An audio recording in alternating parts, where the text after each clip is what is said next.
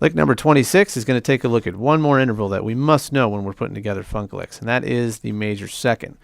We're going to check out the second, which is nested inside of a few chords heard in a tune called Good Times from the master of funk, Nile Rodgers. Watch.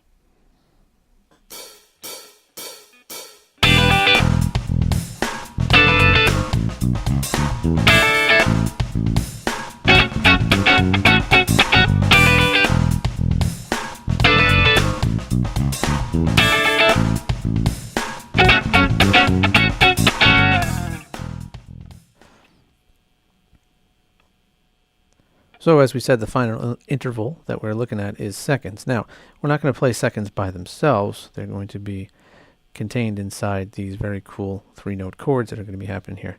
Now, kicking things off, we don't have a second in sight. It's just a conventional second inversion G chord.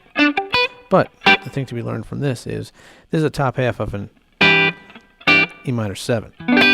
So the cool thing that Mr. Rodgers is doing here, that's Nile Rodgers, not the sweater guy, is the fact that we have this triad representing the tetrad.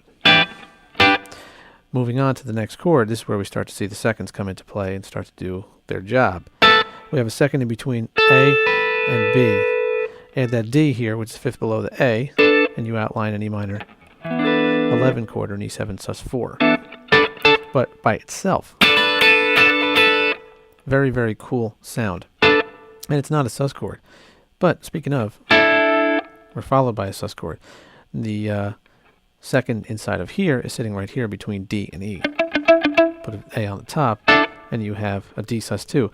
But that D sus2 is giving us an A sus4 sound. So if you listen to the bass, you'll see how all these chords are outlined. To finish things off, we're going to depart from the sound of seconds and go back to more conventional thirds and fourths, like we had here in the first place with the G over D representing E minor 7, and we have a first inversion F sharp minor chord. Notice how there's not scratches all the way through that, they're just in strategic places.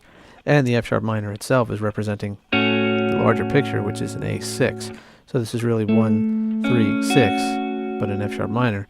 First inversion would be flat 3, 5, 2, A1. However you need to see it is how you see it. The end result is you have to be able to play it. Fingerings are pretty easy. If you need help with muting out the unwanted strings at the bottom, use that that second finger to come over. You know, for instance, here at this this representation of E minor 11. If you need a name for this, we can call it a D6. We have a 1, a 5, and a 6 on top. So that could work for it. We'll see how my second finger is there. My thumb here is helping out with the G over D, and my second finger is coming over to help out the D sus2, and then my first finger is doing that trick where it is free and doesn't need to be fretting anything, and it just lays over all the strings so I can play the first inversion F sharp minor, which is representing A6. Okay, let's move on to the next lick.